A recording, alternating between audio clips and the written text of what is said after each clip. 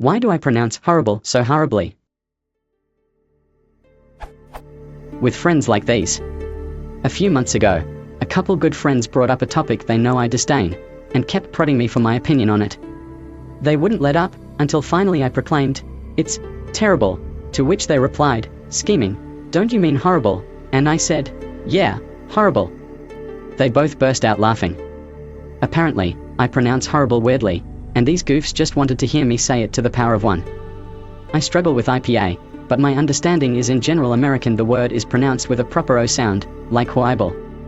On the other hand, I pronounce it with an A sound, like in hard, horrible. They also told me I do the same with orange, Anya, squared.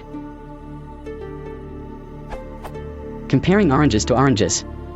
In the intervening months, I've polled a bunch of other people, and almost all of them pronounce the O like an O, and their oranges start with the sound an OR. One issue I have with these comparisons is that I don't think they're truly oranges for oranges. I am a native-born New Yorker, and most of my adult relations live here, but were born elsewhere. So let me give a little background on forces which may have influenced my idiolect. I was born and raised in Manhattan, and have lived most of my adult life on the island, with a couple brief stints in neighboring Jersey City. My father was a Bronx Jew. His parents immigrated from the newly formed Soviet Union, and were bilingual. My mother was raised in rural Connecticut, among working-class Italian immigrants. Her grandparents immigrated at the turn of the 20th century from northern Italy. Her parents were quasi-bilingual. My linguistic exposure during my formative years can be broadly characterized as New York Jews, with a smattering of waspy Fifth Avenue aristocrats. Kid I knew in 3rd grade could already trace his family back to the Mayflower. Both my parents had college educations. I have a college education. I speak ludicrously fast. I don't think this is part of my dialect, per se, just a personal quirk, but I'm wondering if my pronunciations can be explained by subconscious tactics to streamline or reshape certain words and thereby increase my bandwidth. Or is it just me? So, is this a known feature of any particular, documented dialect, sociolect, etc.? Has anyone studied its origins, i.e. when it diverged from general American, and what social or linguistic forces might account for it? Or is it really peculiar to me? I do note that Wiktionary specifically breaks out New York City and Philadelphia in its pronunciation guide for horrible. Received pronunciation, IPA HBL, US, IPA HBL, HBL, B, NYC, Philadelphia, IPA HBL. Which seems like a hint that I may not be as crazy as I sound. If this is a feature of a known lect, how else does that diverge from general American? What else am I likely to pronounce in a way others find surprising? To the power of 1 bonus points for anyone who can help me get back at one of them by diagnosing the illness which compels her to pronounce obsessed with all zs, obsessed. If it helps, she immigrated from Kiev in early childhood and was raised in Northern California. The only other guy I know who does this is also from Nocal. Squared note to editors, please feel free to update the question to use proper IPA or other formal phonetic transcription.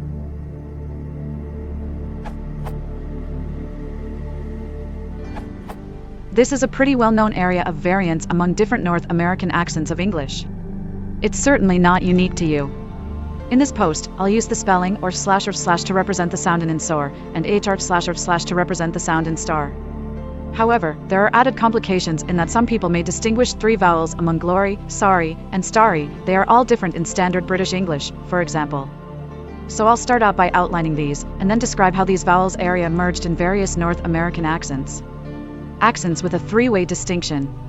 In British English, words like glory are pronounced with slash, the vowel in law, words like sorry are pronounced with slash, the vowel in lot, and words like starry are pronounced with slash, the vowel in spa. Usually, Canadian English speakers shift the vowel in lot to slash, but there is an exception before slash or slash. So they generally do not shift the vowel in sorry to slash. Most transcriptions I've found give the vowel in sorry as slash o slash or slash o slash. Despite this, it seems that some Canadian English speakers still maintain a contrast between the vowels in sorry and glory, with a higher, tenser or longer vowel in the latter word, although both vowels may be shifted a bit compared to British English.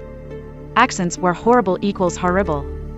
Accents like yours, where words like sorry and horrible are both pronounced with slash or slash, are described in this blog post, The Oral Merger, by Neil Whitman. Whitman says he sent a message to the American Dialect Society email list asking about dialects like this, and got several responses. Ben Zimmer said that areas where this pronunciation is common include New York City, Philadelphia, and the Carolinas. In 1944, it seems the AHR pronunciation was associated with Eastern Southern American speakers, and NOR pronunciation was associated with Western speakers, according to the research of Charles K. Thomas of Cornell, American Language Supplement 2, H.L. Mencken.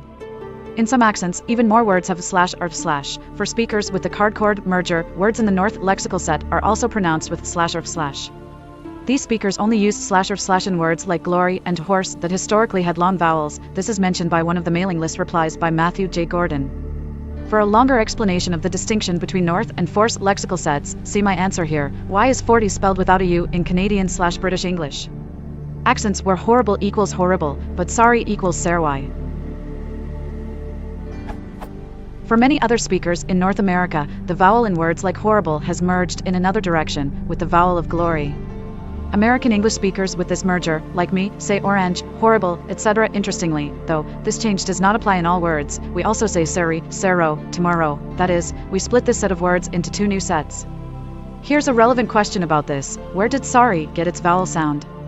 There's a description of this split in this Wikipedia article, North American English Regional Phonology, General American. Apparently, the AHR set includes, at a minimum, the four words borrow, tomorrow, sorry, and sorrow. It says more words may be pronounced with AHR in the accents of speakers from New York, New Jersey, Philadelphia, and the Carolinas. Not everybody agrees about which words fall in which set. Based on your described pronunciation of historic and exploratory with or rather than AHR, it seems like you actually have a split as well, just a different one from your friends where more words are in the AHR set. The Language Samples project site that I linked earlier for the description of Canadian English actually gives two lists. For words pronounced as slash or slash by nearly all general American speakers, it gives sorry, tomorrow, borrow, sorrow, and additionally Laura. In fact, this doesn't seem to be entirely accurate.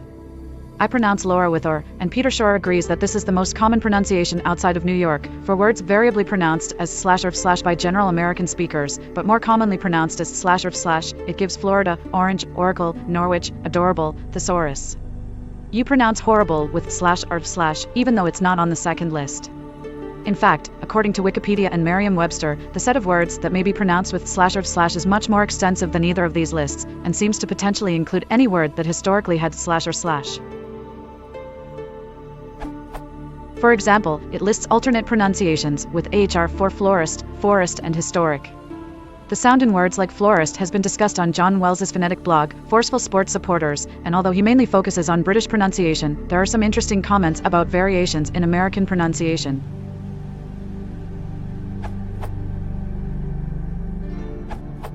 Pronouncing the words horror, horrible, and horrid, not to mention quarter, with the same vowel as sorry and starry is very common in New York City and its surrounding suburbs. In fact, it's kind of a giveaway that identifies you as coming from that area, i.e., a shibboleth. So if you don't want to identify yourself as from New York City, change your pronunciation. If you still live in New York City, you can make fun of your friends for not speaking the local dialect.